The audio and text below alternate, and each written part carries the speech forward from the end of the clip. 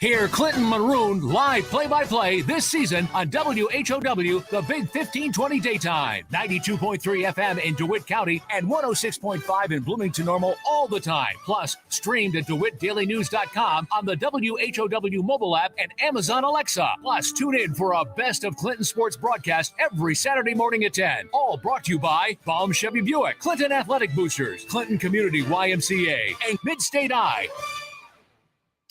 7 minutes after 7 o'clock here on this Tuesday morning. We start the day under partly cloudy skies. It's 37 degrees in Clinton. Feels like 33. Local information that makes a difference. Here's your regional weather. Showers likely this afternoon. Temperatures around 60 degrees today. A southeast wind at 15 to 20 miles per hour. New rain today, less than 1/10 of an inch.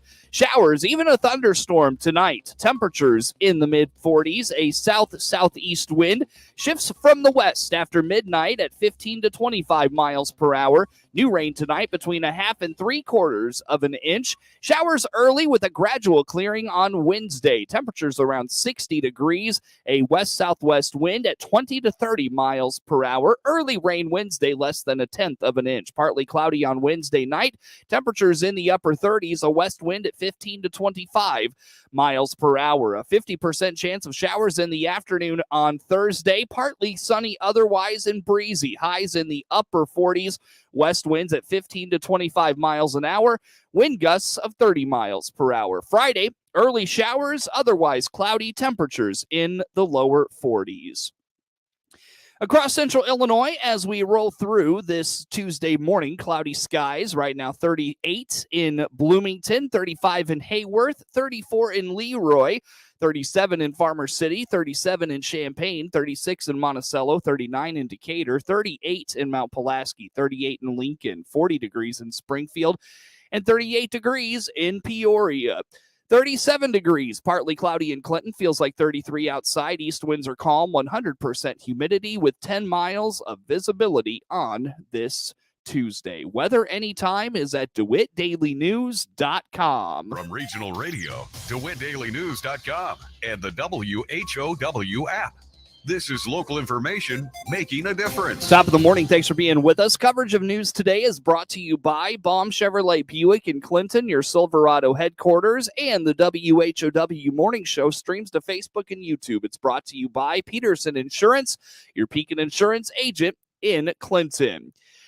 We'll start this week off with normal temperatures for this time of the year in central Illinois, but things are going to cool off as rain rolls through in the midweek. Monday on the WHOW Morning Show, Ed Shimon at the National Weather Service in Lincoln told regional radio there is a cold front rolling through to bring some significant rainfall to central Illinois. Yeah, today the cold front is moving through during the day today, but the showers are generally exited. And, besides maybe a sprinkle or two just east of Clinton, really there's just going to be, a mix of clouds and sun. And the temps are going to get right up near normal, high around 58. So, we're normally right around the 60-degree mark this time of year, and that's good. But the winds are going to shift out of the west, northwest, and it'll be a little gusty, about 25 miles an hour. So it's, going to add a little bit of gustiness to the day. It still feel nice out though. 58 is good temp. There's a storm coming out of the plains, southern plains, like Oklahoma region, going to bring some rain in from the south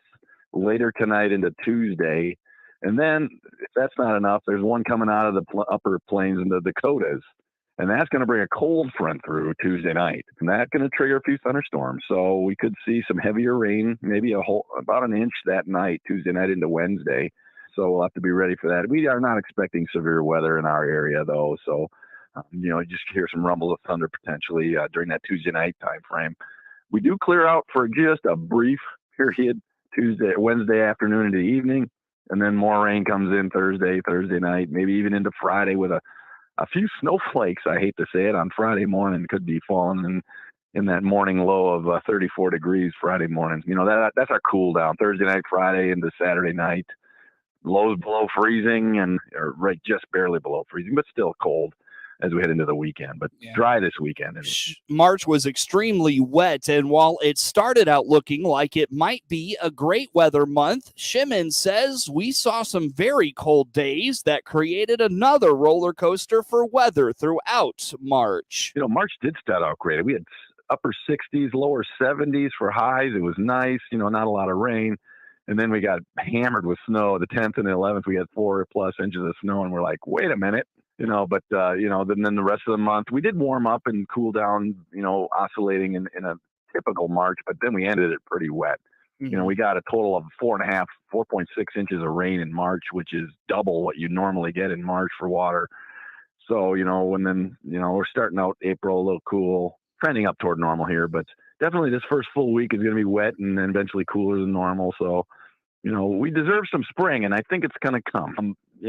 We did have some swings up and down. Like one of the highs right before the snow hit was 29 degrees, and and 22 after the snow hit. So, but then we ramped right back up. We melted that snow quickly. We got back up into the low 70s by 4 days later, 71, 74. The highest high of the month was the 17th of the month at 74 degrees.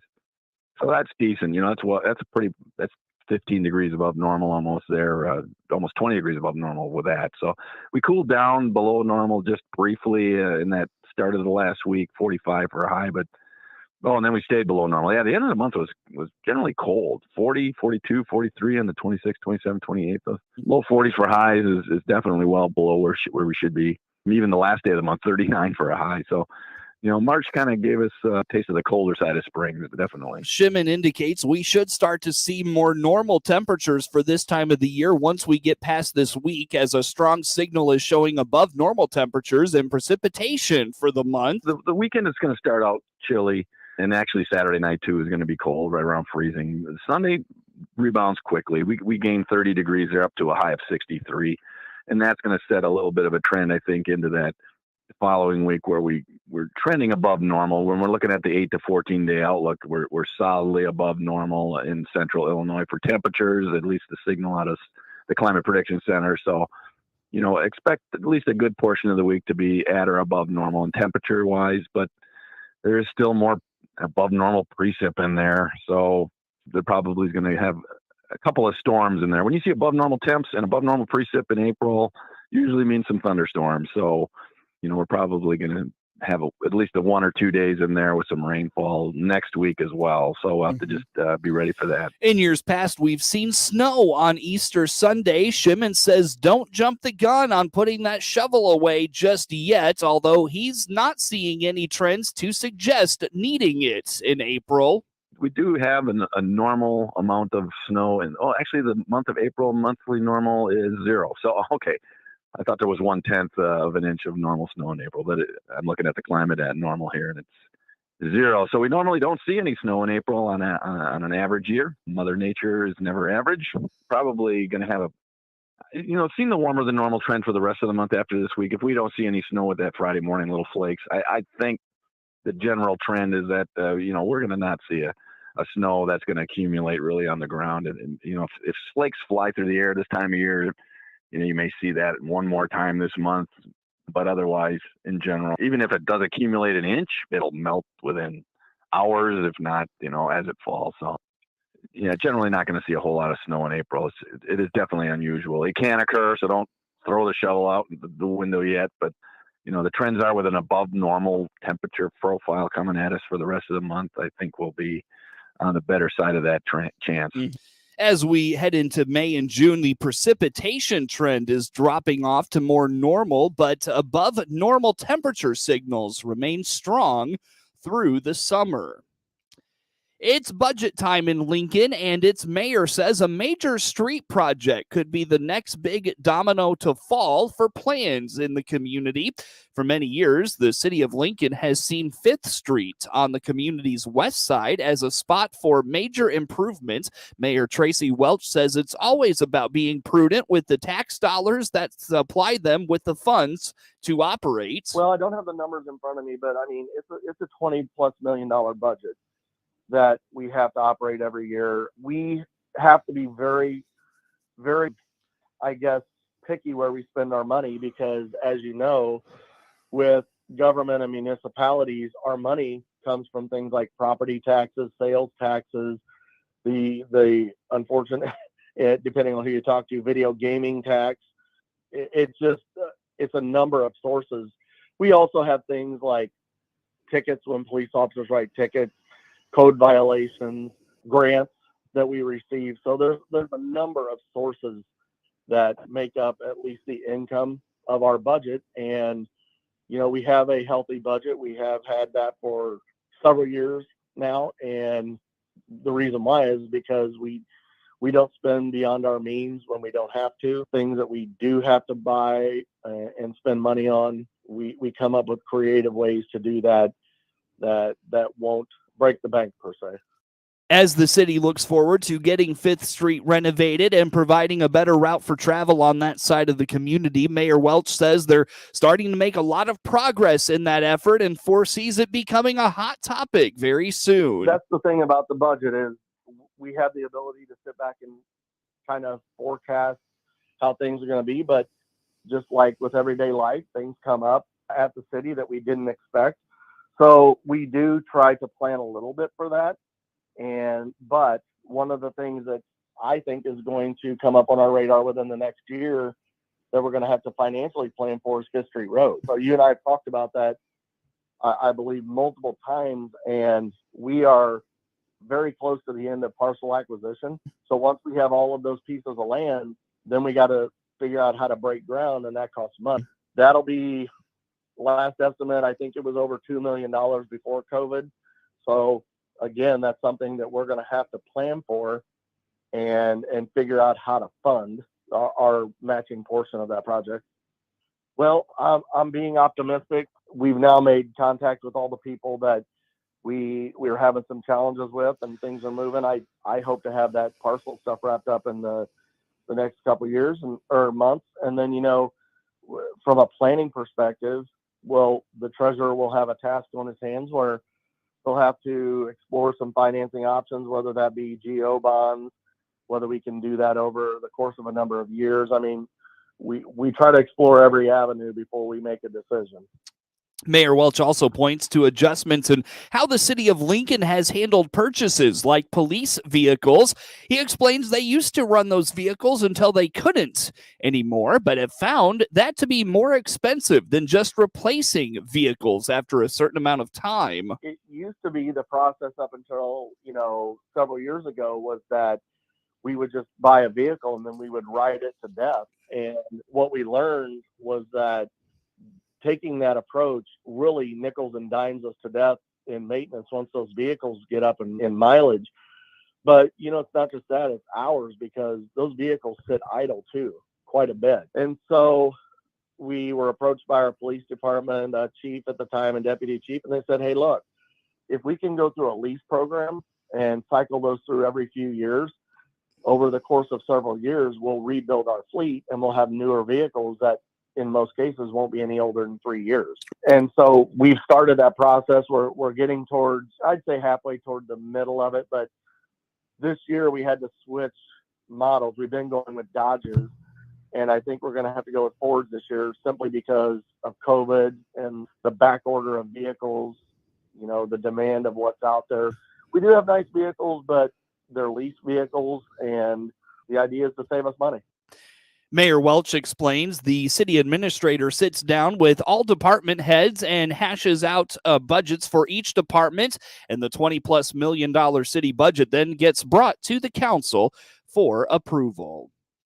It is 20 minutes after the hour here on this Tuesday morning. Coverage of news brought to you by Baum Chevrolet Buick in Clinton, your Silverado headquarters, and the WHOW Morning Show streams to Facebook and YouTube. It's brought to you by Peterson Insurance, your Pekin Insurance agent in Clinton. More to come on the Morning Show. New trucks and SUVs are coming here at Baum Chevrolet Buick in Clinton. This is Scott Baum. Yes, we have new inventory arriving, and you can see what will arrive right on our website.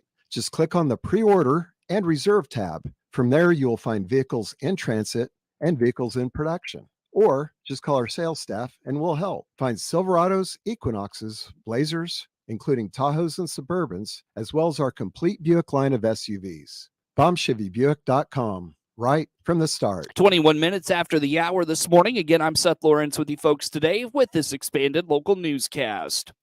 Farmers have not been able to get into the fields much, as we hear in the first weekly crop reports of the season. Thanks to the wet weather, less than 1 day on average was suitable for field work, says crop statistician Mark Schleusner. There were scattered reports of planting, tillage, and other field work, but mostly the machines stayed in the sheds. Temperatures averaged 41 degrees, and that was 6.5 degrees below normal for this time of year. Rainfall totals averaged 1.66 inches across the Prairie State, and that was 0.7 of an inch above normal. Schleusner says there's been scattered reports of planting and tillage. Looking at winter wheat, the condition of the winter wheat crop was reported as 9% very poor, 22 poor, 21 fair, 35 good, and 13% excellent. 1 year ago, the wheat crop was reported in better shape. average statewide topsoil moisture is rated at 5% short, 53% adequate, and 42% surplus.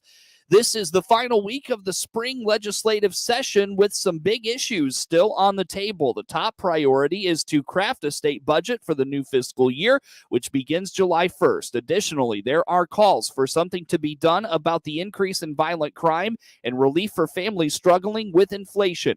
Last week, Senate Democrats unveiled what they call the Pay It Forward proposal. The package includes an income tax rebate, says Senator Scott Bennett of Champaign. Under the plan, each taxpayer would receive $100 plus another $50 for each dependent child, up to 3 children. So, for example, a joint filing household, with 2 children would get $300. Representative Patrick Windhorst of Metropolis. Illinoisans deserve to live in safe communities and neighborhoods without the fear of violent criminals being back on the streets to reoffend and terrorize their communities. The spring session typically doesn't adjourn until May 31st, but the date was moved up this year to April 8th. The Illinois Department of Revenue is reminding the income tax filing deadline is quickly approaching. You have until Monday, April 18th to get your return in, and taxpayers are strongly encouraged to file electronically. Department of Revenue spokesperson Mara Kanaki says help is available. To assist taxpayers with last-minute questions, we will have extended telephone hours on Friday, April 15th from 8 a.m. to 7 p.m. and Monday, April 18th from 7:30 a.m. to 7 p.m. Kanaki explains you have plenty of options. Taxpayers can file an electronic return for free by using a registered My Tax Illinois account, but they may also file electronically with a tax preparer or third-party software. And although we encourage electronic filing, they can also mail paper returns. To get more information or to file your Illinois 1040 for free, visit the website mytaxillinois.gov. Democratic state lawmakers are offering several ideas they say take a smart approach to supporting law enforcement in Illinois. With just days left in the spring session, House and Senate Democrats are introducing a legislative package that aims to recruit and retain police officers and ensure they are fairly compensated, says Senator Rochelle Crow of Glen Carbon. It will require that sheriff's salaries are equal to 80% of the county state's attorney's salaries. There are prevalent salary inconsistencies across the state, and we are hoping that this will rectify one of those. Representative Natalie Manley of Joliet has a plan to give grants to daycares offering overnight care. This is the game changer. This will open up opportunities for parents all over. There's also grants for departments to pay to store data from police body cameras and mental health support for officers. Republicans say any efforts to help police must begin with repealing last year's Safe T Act.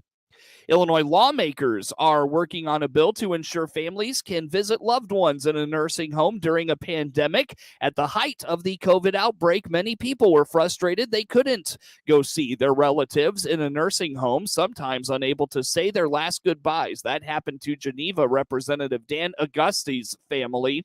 And if you had any idea what that does to an individual, as I watched my wife go through this for the past 2 years since her mother passed away, you would vote for this bill, because that is inhumane in and of itself. It's supported by Representative Charles Meir of Okawville. Nobody should have to die alone ever in a nursing home or a care facility. they should be able to have a family member with them. The measure allows residents to have at least one visitor at a time during a pandemic, as well as a clergy member come to the facility. So far in 2022, retail food prices are rising faster than analysts had expected. Gary Crawford has the latest on where we are with food inflation. Food prices in general went up 1% in January. That's a pretty big increase for a month. Another 1%, though, in February. Now, over the last 20 years, the average food price increase for a whole year has only been 2.4%. So in the first 2 months of the year, we're already closing on a typical year's level of inflation. That's why Agriculture Department economist and food price tracker Matt McLaughlin has just raised his projections for 2022 food price hikes and raised them significantly. Back in January, USDA was predicting food prices this year would only rise 2 to maybe 3%, but now we're expecting prices to increase between 4.5 and 5.5%. Now, over the last year, most of the big price hikes have centered around beef and pork products, but now across the board, we're seeing price increases. Compared to this time a year ago, dairy product prices are up by 5%, eggs up almost 4.5%, fresh fruit 10%, poultry up 12.5%, and yes, beef costing 16% more. Now, of course, forecasting what food prices are going to do is tricky business under the best circumstances, but now there's this conflict in Ukraine to consider. What effect will that have? I would be reticent to make any sort of comments about what's going to happen in Ukraine. Matt, I don't blame you. Matt says others in his USDA agency, though, have looked at one aspect of this, in that Ukraine's a big producer of wheat and sells it to bread makers and such all over the world. So what are the possible impacts of the conflict on Ukraine's ability to plant a crop, protect it as it grows, harvest it, ship it out to its export customers? And of course, Matt says on all of that, we will have to wait and see exactly what those impacts are going to be. But there are few scenarios in which we would think that this conflict puts downward pressure on prices. Very few. In fact, with wheat supplies around the world reduced, I think there's only scenarios in which it's going to impose upward pressures as users of wheat globally compete for possibly reduced supplies. Now, we do have one thing going on which might help keep a lid on food price hikes. At the Federal Reserve, we are strongly committed to achieving the monetary policy goals, maximum employment, and price stability. The chairman of the Federal Reserve, Jerome Powell, announcing the other day the first of what could be a series of interest rate hikes. Now, in the past, there have been some studies showing that when interest rates go up, it does put downward pressure on retail food prices. And we will have to keep a very close eye on what actually happens this time around. Here's the theory behind the idea that higher interest rates might help slow down food price inflation. When the Fed increases interest rates, this typically makes the cost of borrowing money higher and the overall money supply shrinks. This means the availability of cash or the demand side pressures come down. He says that seems to work more for big ticket or luxury items, but food demand, though, is not very elastic. So Matt says we'll just have to wait and see what happens as these new interest rates kick in. Meanwhile, expect food prices in general to keep going up. Gary Crawford reporting for the U.S. Department of Agriculture. Coverage of news brought to you by Baum Chevrolet Buick and